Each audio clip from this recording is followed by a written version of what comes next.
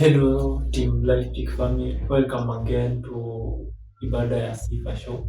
As usual, I'm your host, Rogers Wanyanda, with my co-host. And today we have prepared for you a very important topic that we saw that is best for our viewers. So the main theme will be God's purpose about the Sabbath. So, Kevin, Yes. various people have been wondering and asking many questions about God's purpose about the Sabbath. So maybe you can explain to us what is Sabbath and give us a stronger understanding about Sabbath. Yes. Yeah. Well, thank you.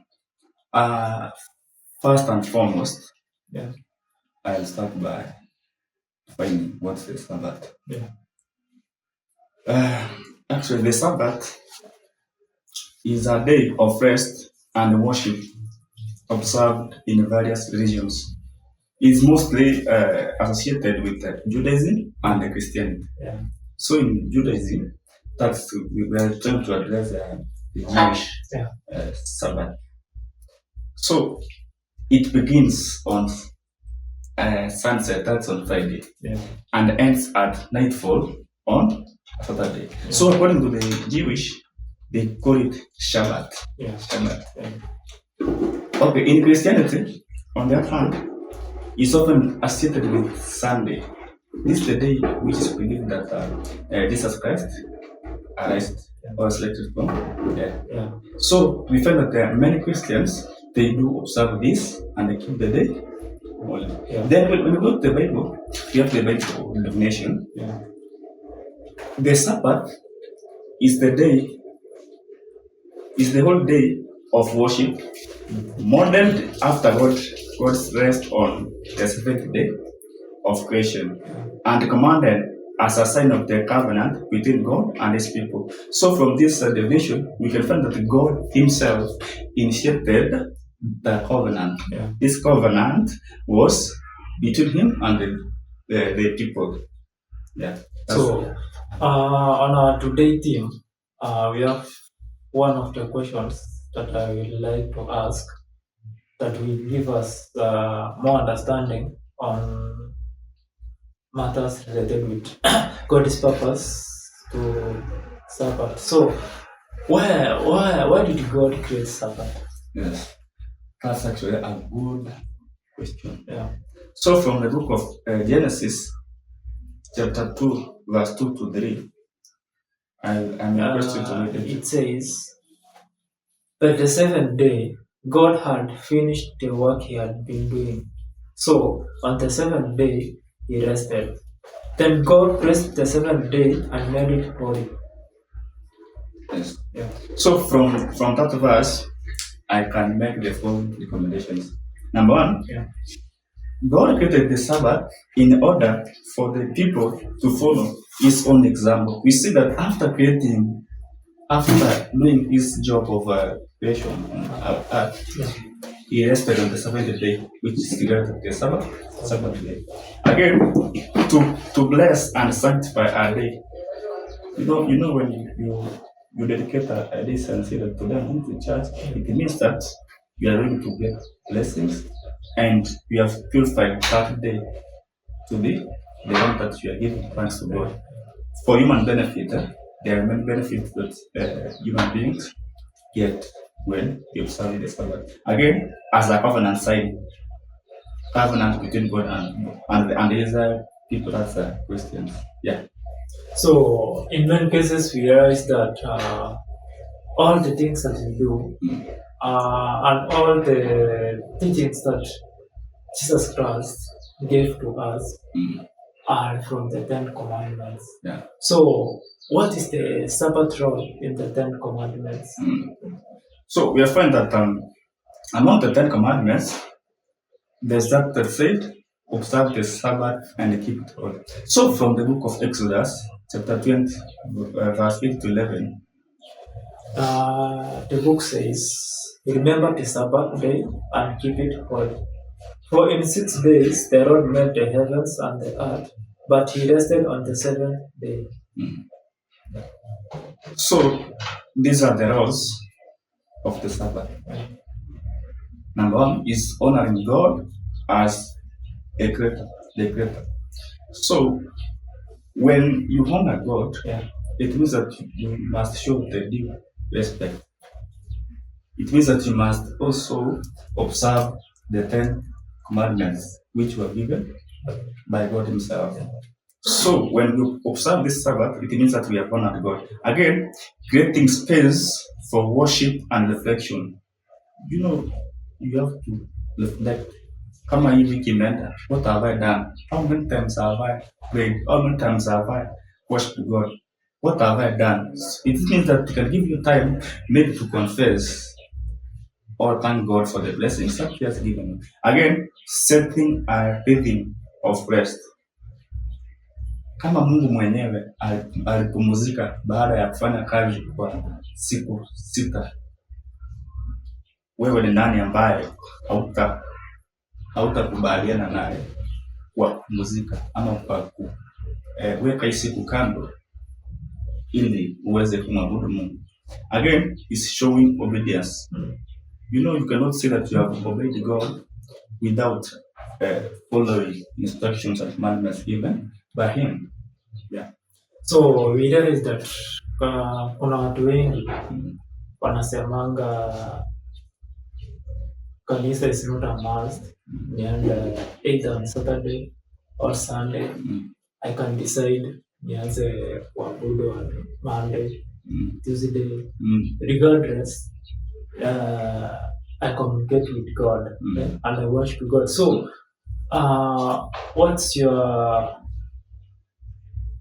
comment on that? Yeah. So for me, I can say that there's no way a place in the Bible is indicated that you should only go to church maybe on Sunday or Saturday. Yeah. You should worship God always, several times as you can. So it means in Kenya or in any parts of the world, we have different denominations. We have Muslims, we have Catholics, we have the Seventh-day Adventists, we have religion churches. These churches of these are and PhDs. So from this, what I can say that when you pray is you and God, meaning your heart and spirit is the one that communicates with God. You are not limited. But again, there are those people who are mocking other Christians. For example, we find these people of the Seventh-day Adventists, they are regarding their day and recommending or despising the Catholics, saying they are worshiping maybe idols. But with me, what I can say, when God comes, or is going to come, He's going to judge you according to your actions, not according to the church that you are going to. Yeah. For instance, there are those people who go to church either to get blessings or curses. So it depends on how you're conducting yourself. So again,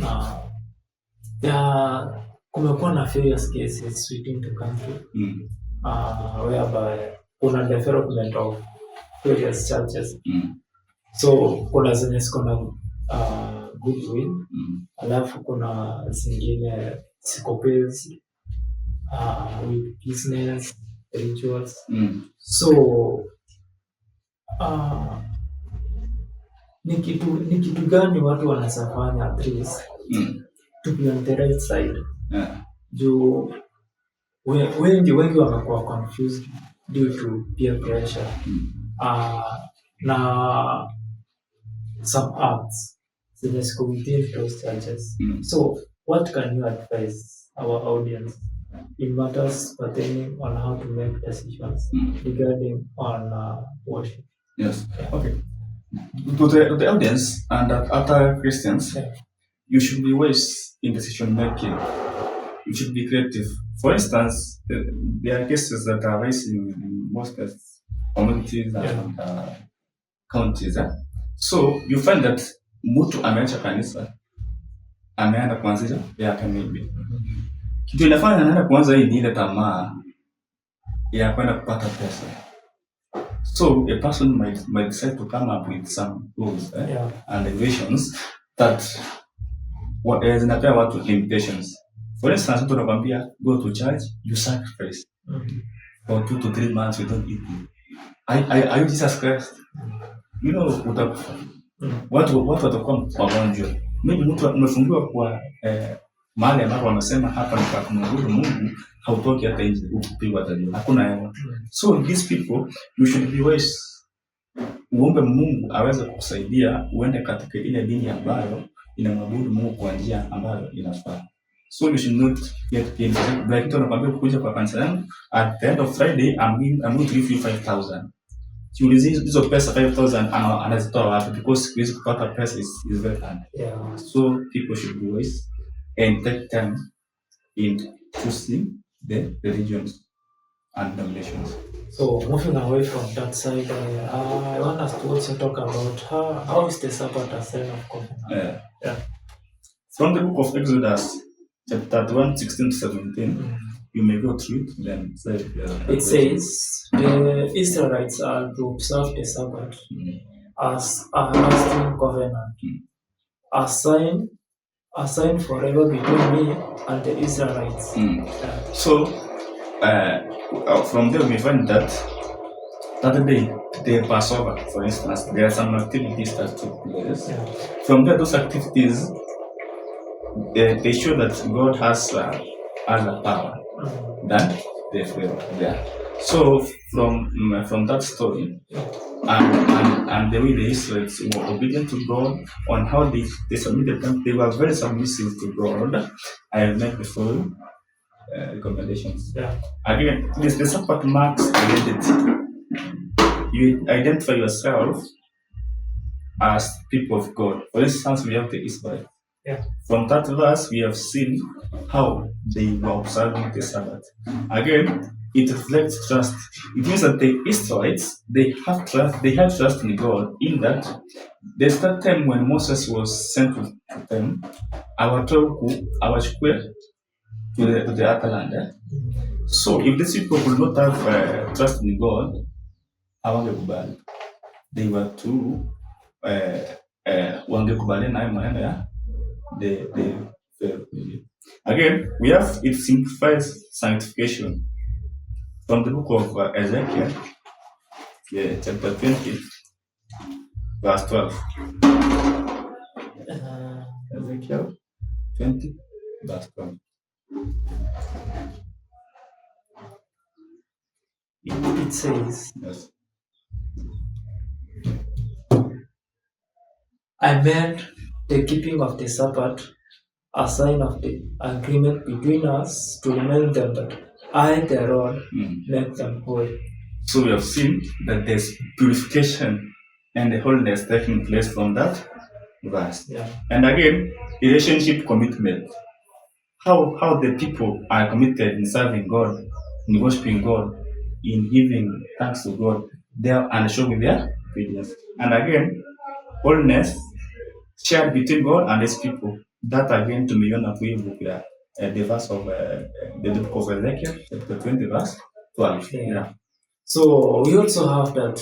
What does the Sabbath teach us about justice and equality?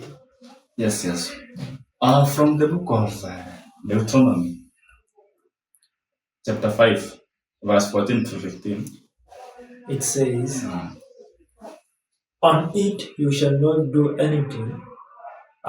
On it you shall not do any work, neither you shall know your male or female servants, so that your servants may rest as you do.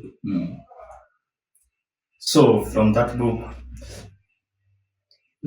advises people, or recommends people to rest on that day. That's the rest for all people, I can say so. And again, a reminder of freedom. People have freedom and the right to worship.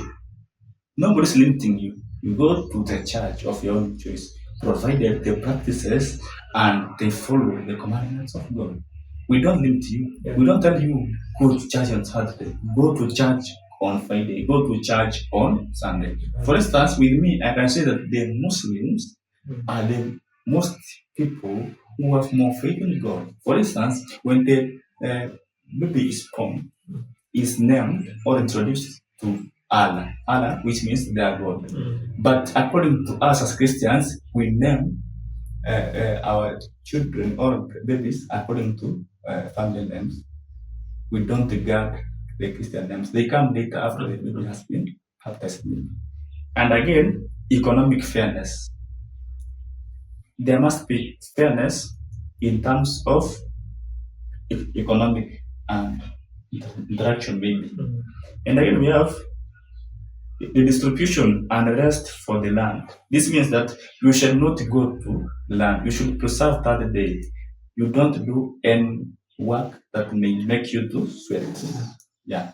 So again, how should people observe the Sabbath spiritually? All right. That's again a good question. Yeah. And people are supposed to know more about this.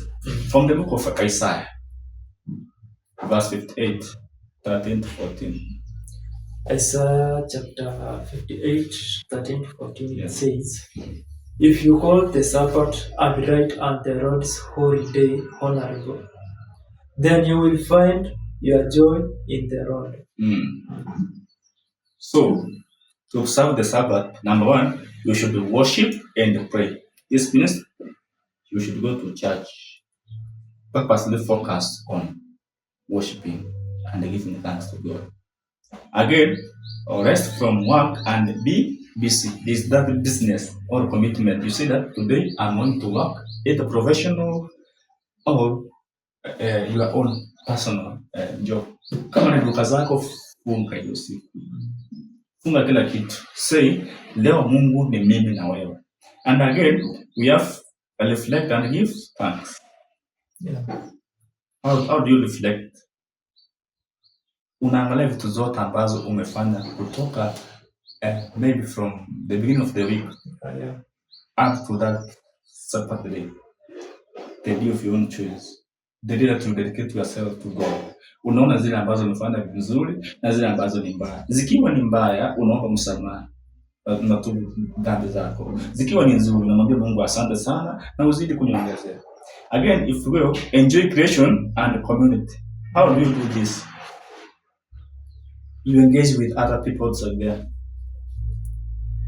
You preach to them, maybe you give them some verses that motivates them maybe to come to church or to serve God. And again, you do acts of mercy.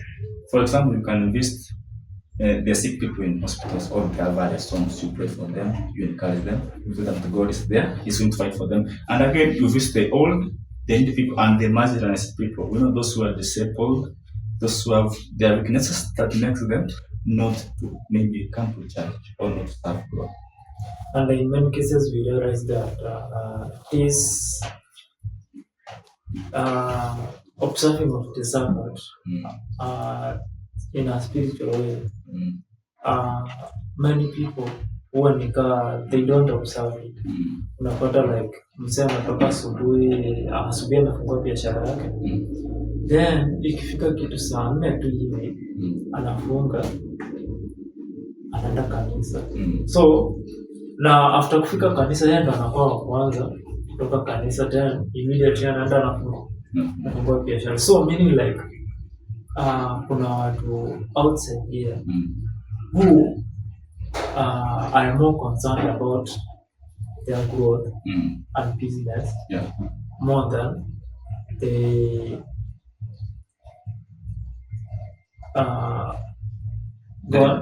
dedicating themselves to God. So it's something, it's very disappointing.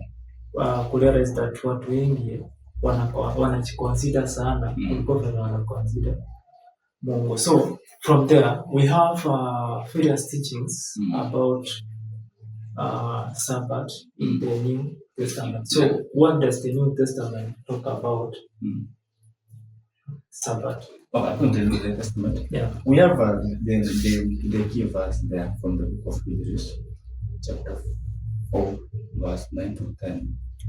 Yeah. And the book says, there remains then a Sabbath rest for the people of God. For anyone who enters God's rest also rests from their works. Oh, sorry, let me repeat again. There remains then a Sabbath rest for people of God.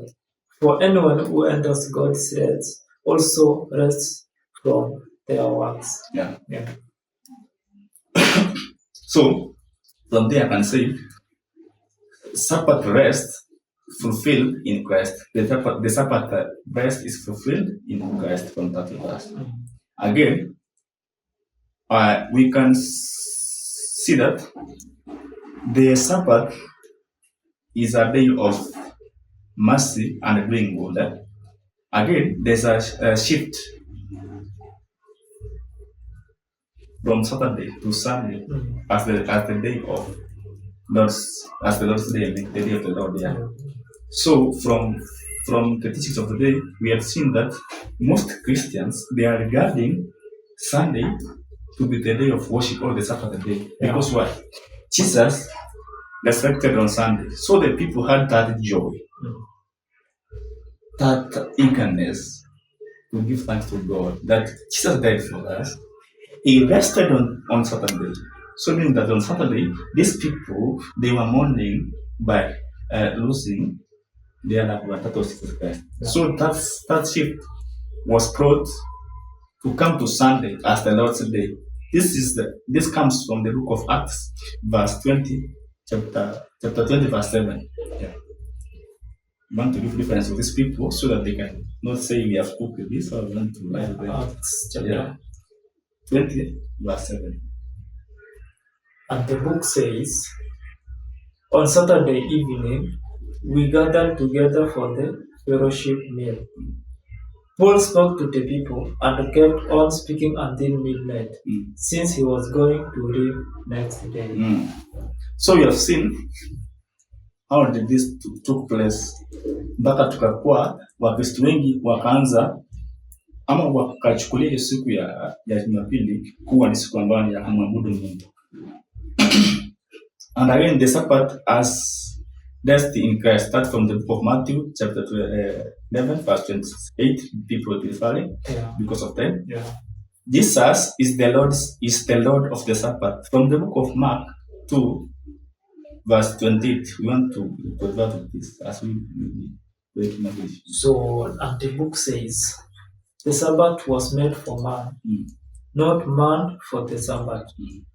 So the Son of Man is Lord, even of the Sabbath. Yeah. So you have seen that the Sabbath itself was initiated by God. So are we worshiping the day or we are worshiping God or Jesus Christ?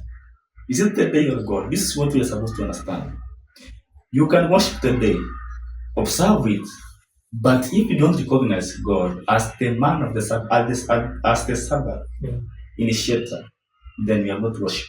Then we are not giving thanks to God. So we should not regard the day. We should regard Jesus Christ because He is the Lord of the Sabbath.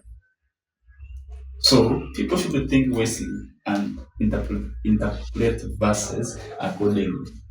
So due to time, I would like to leave you our audience with the question are you worshiping the day or are you worshiping God? So na maybe tukimalizia unasajia mimi audience tukimalizia. So with me, what I can say to this to our audience, they should focus on worshiping God.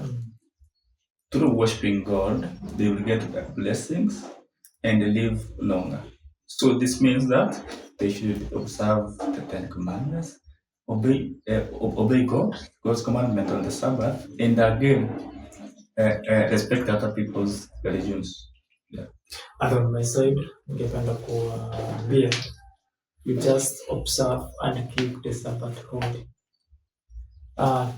Tunashukuru kwa kuwa nasi tangu mwanzo wa hisho hadi tumefika tamati, na tunaomba tukutane wiki ijayo.